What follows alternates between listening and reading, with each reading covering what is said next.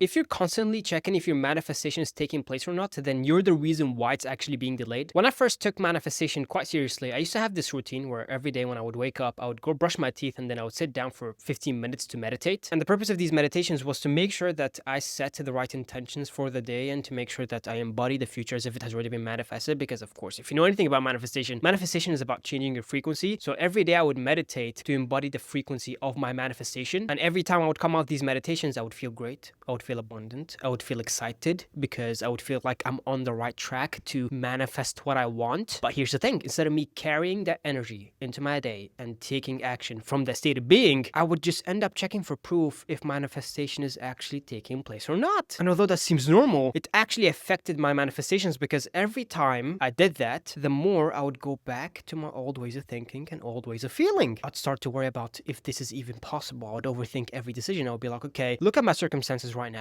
There's no chance I could manifest this thing. And every time I would check for proof, I'd begin to be more desperate for this thing to take place because I'll be like, dude, my entire survival depends on this manifestation. And if you know anything about manifestation by now, you would know that manifestation is all about your identity. And if I'm always showing up as a person who's desperate, full of lack, and overthinks everything, then best believe the world will project that back to me because I'm just showing up as a person who lacks everything. So for me to overcome that issue, I had to drop all importance attached to what I'm trying to manifest. I became super aware of how I direct my attention, and every time I would see myself attaching so much importance to what I'm trying to manifest, I would consciously just drop importance because importance is what builds a barrier between you and your manifestation, because importance comes from a state of fear. You fear that this thing may not take place, and as a result, you give it so much importance. And of course, like I mentioned, the world just projects to you exactly the kind of person you show up as on a day-to-day basis. And by me dropping importance, I would create this sense of peace and stillness within me. And the more I would do that, the slowly I would detach from the identity as a person who is always desperate and full of lack. And the more I would just be in a state where I'm open for the manifestation to flow naturally without me having to control everything. I would just be in a state where I'm open to finally receive what I want, and I would just let God fulfill the outcome in whatever way He wants to fulfill it. So for you, if you want to manifest anything, you first need to control your attention. Because if you spend your day looking for evidence if your manifestation is actually taking place, you would then, by doing that, to build a barrier between you and your manifestation, because you just project to the universe that you actually lack that certain thing because you give it so much importance. But if you drop importance, and I know it's easier said than done, but if you drop all importance and just have faith that God will fulfill on the outcome, you will eventually see events and circumstances align in your favor so you can eventually manifest whatever it is that you want. It's never been your role to